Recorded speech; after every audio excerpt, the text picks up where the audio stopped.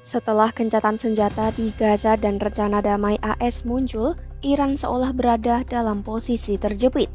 Teheran tampaknya kecewa dengan hasil perang, namun tak cukup kuat menolak perubahan di Timur Tengah.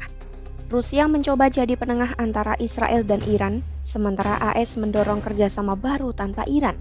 Teheran pun bimbang antara tetap keras terhadap Israel atau membuka pintu diplomasi agar bisa bertahan. Meski begitu, Iran masih punya satu senjata andalan. Senjata apakah itu? Simak selengkapnya dalam video berikut.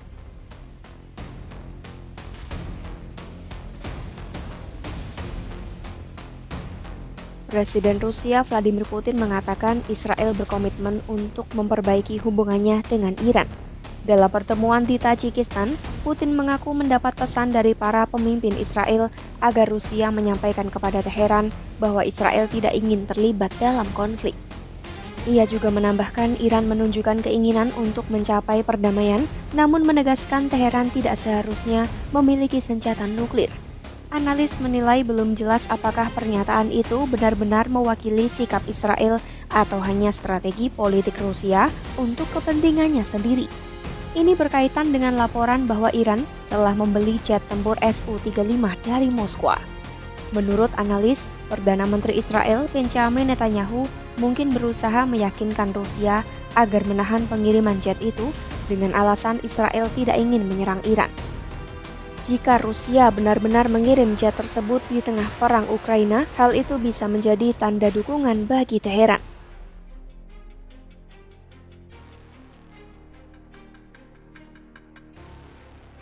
Presiden AS Donald Trump meminta Iran untuk mengubah kebijakan luar negerinya. Ia mendesak Teheran berhenti mendukung kelompok militan dan mengakui hak Israel. Trump juga menyebut Iran sebenarnya ingin bernegosiasi dan menawarkan kemungkinan pencabutan sanksi jika Iran bersedia berdialog. Akan tetapi Iran memilih tidak menghadiri KTT perdamaian Gaza di Mesir meskipun telah diundang secara resmi. Pakar Iran menilai keputusan Iran untuk menolak hadir di KTT Mesir menunjukkan lemahnya kemampuan mereka dalam mengambil keputusan penting. Pemerintah Iran dinilai sering terlambat bertindak rasional.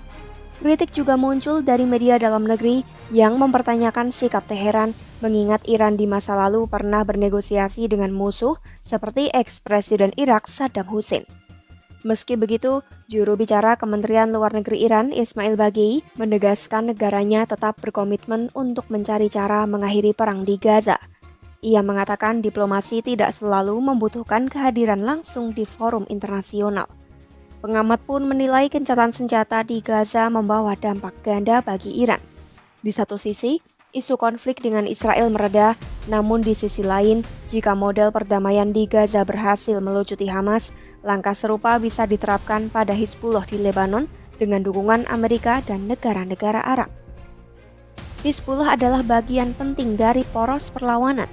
Iran bahkan telah menggelontorkan ratusan juta dolar untuk mendukung jaringan tersebut, tetapi hasilnya justru membuatnya semakin terisolasi secara internasional. Kini, banyak tokoh utama jaringan itu telah tewas. Ditambah kejatuhan Presiden Suriah Bashar al-Assad pada 2024 semakin memperlemah posisi Iran di kawasan.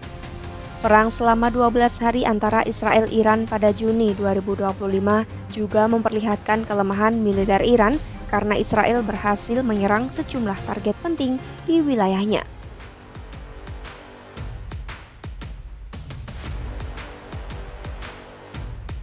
Para pakar menilai strategi perlawanan Iran terhadap Israel dan Barat sudah gagal.